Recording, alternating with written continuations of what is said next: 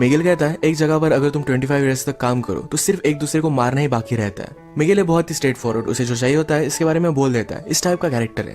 Angela ने Coca Cola order किया था, इसकी एक सिप उसने उससे मांग ली। मिगेल को डॉक्टर ने एक ओल्ड मैन और एक यंग लड़की, ये दोनों बाथरूम में फंस जाते हैं। ओल्ड मैन एक जर्नलिस्ट था और उसकी इंटरव्यू ये लड़की लेना चाहती थी, पर उसके इंटेंशन कुछ अलग ही थे। हेलो फ्रेंड्स, आज मैं आपको मैड्रिड 1987 या 2011 की एक फ्रेंच मूवी एक्सप्लेन करने वाला हूँ। ये काइंड ऑफ हैंगआउट मूवी है, तो इसके कन्वर्सेशन को आप रिलैक्स कर कुछ खाते हुए एंजॉय कर सकते हो। तो बिना किसी देरी के एक्सप्लेनेशन स्टार्ट करते हैं। मूवी स्टार्ट होती है और हम हमारे मेन कैरेक्टर को, जिसका नाम है मिगेल, इसे एक होटल में राइट करता देख सकते हैं। ये न्यूज़पेपर के लिए राइट करता है और ये बहुत ही फेमस राइटर है। आज उसे मिलने के लिए एक लड़की आई जो हमारी और एक मेन कैरेक्टर है, इसका नाम है एंजेला। एंजेला आज मिगेल का इंटरव्यू लेना चाहती थी, वो भी अच्छे से राइट करना चाहती है, एक अच्छी जर्नलिस्ट बनना चाहती है। मिगेल, हमारे बीच कोई भी डिस्ट्रैक्शन नहीं आना चाहिए। ये वहां पर पहुंचे, मिगेल एंजेला को टी वगैरह देता है। यहाँ पर अलग अलग पेंटिंग्स पड़ी हुई थी, तो मिगेल कहता है पेंटिंग ये आर्ट फॉर्म मुझे बहुत अच्छा लगता है। जब आप पेंटिंग करते हो उसके बाद भी कलर्स को स्मेल कर पाते हो, फिजिकली इसे एंजॉय कर पाते हो, पर राइटिंग का उस तरीके से कुछ भी नहीं है। एंजेला ने ग्लासेस लगाए थे तो उसने वो निकाल लिया, उसके बाद उसे किस कर लेता है। इसके बाद मिगेल ने कहा कि आजकल मुझे किसिंग में कोई भी इंटरेस्ट नहीं है, जैसा एज बढ़ता गया वैसे इंटरेस्ट चला जाता है। उसने फिर उसे कपड़े निकालने के लिए कहे। उसका मानना था कि एंजेला उससे कुछ सीखने वाली है, तो उसके बदले में उसे भी कुछ मिलना चाहिए। उसे क्लियरली बोल देता है कि मुझे जो चाहिए ये मैंने तुम्हें क्लियरली बता दिया है, इससे ज्यादा तुम और कुछ भी एक्सपेक्ट नहीं कर सकती। इसका मतलब ये नहीं कि तुम टैलेंटेड नहीं हो, पर फिजिकली मैं तुमसे अट्रैक्टेड हूँ। आजकल मैं किसी भी लड़की को सीड्यूस नहीं कर पाता। जब यंग था तब की बात अलग थी। अगर आज एंजेला के साथ उसका कुछ हुआ तो इसके बारे में वो लिखने वाला है। एंजेला को जरा अनकंफर्टेबल लगा तो यहाँ से वो चली जाती है। थोड़ी देर में माइंड चेंज कर फिर से वो वापस आ गई। उसने अपने कपड़े निकाले। मिगेल ने अपने फ्रेंड की कलर लेकर उसके बॉडी पर वो ड्रॉ करता है। इनके बीच में अब तक फिजिकली कुछ भी नहीं हुआ। इसके बाद एंजेला शावर लेने के लिए चली जाती है। मिगेल भी उसके पीछे पीछे आया। उसने डोर लॉक किया, वो भी शावर लेता है। शावर लेने के बाद एंजेला ने कहा कि अब मुझे यहाँ से जाना है, ये सब वो नहीं कर सकती।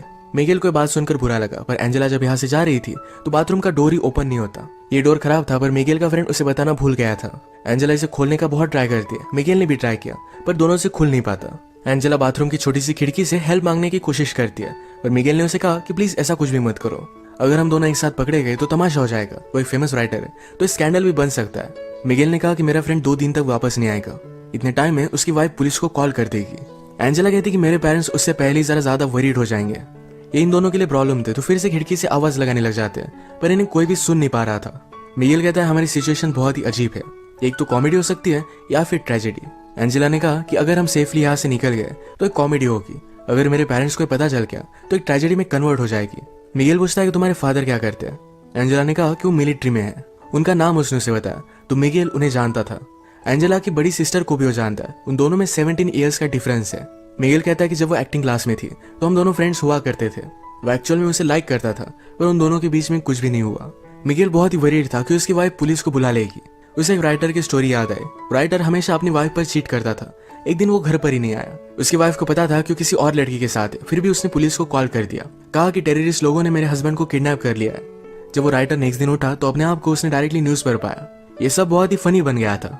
उसकी वाइफ ने उसे एक लेसन टीच करने के लिए सब किया था।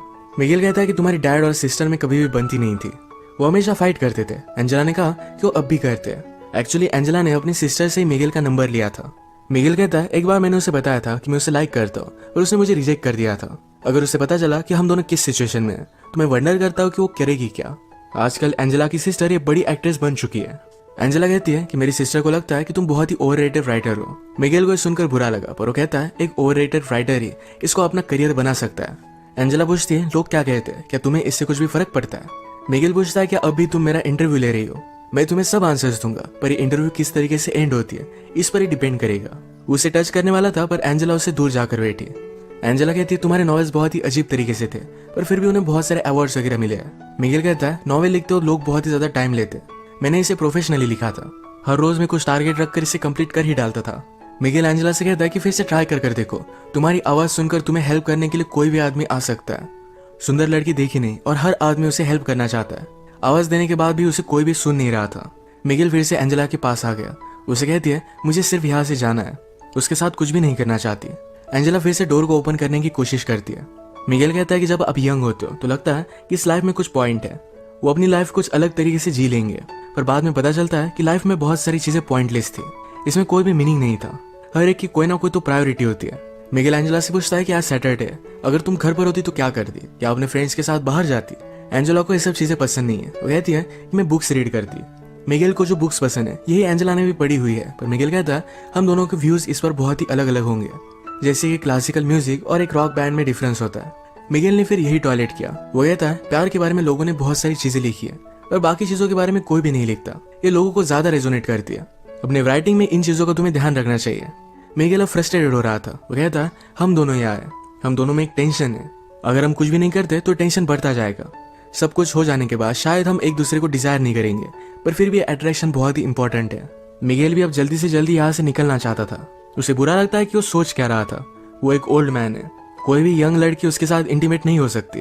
वो कहता है कि मेरी वाइफ को मैं बहुत प्यार करता हूँ, पर फिर भी कभी कभी आपको आइसोलेशन की जरूरत होती है। हम दोनों यहाँ पर इस तरीके से एक साथ है, अगर हमारे बीच में कुछ भी नहीं हुआ पर फिर भी लोगों को लगेगा कि कुछ ना कुछ तो हुआ है।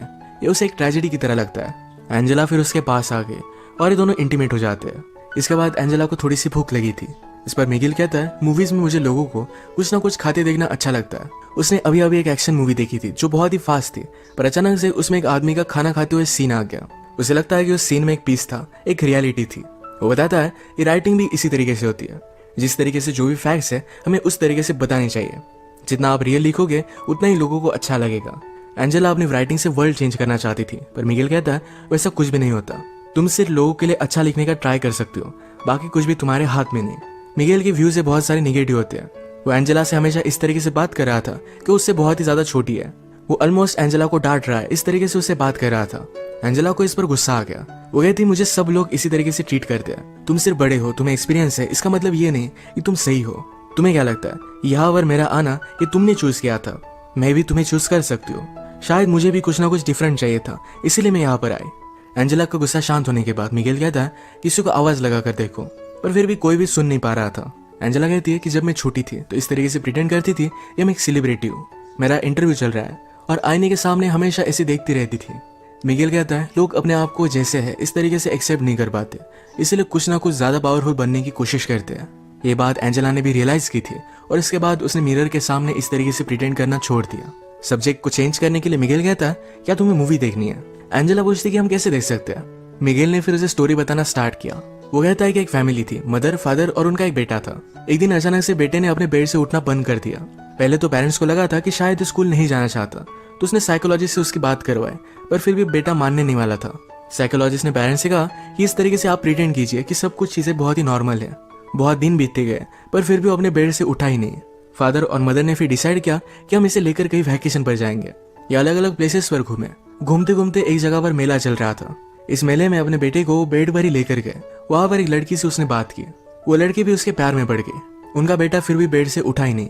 उस लड़की को बहुत बुरा लगा और वो भी फिर बेड में ही रहने लग गई। ये बात देखकर सारे विलेज वालों को लगा कि शायद ये बीमारी कंटेजियस हो सकती है।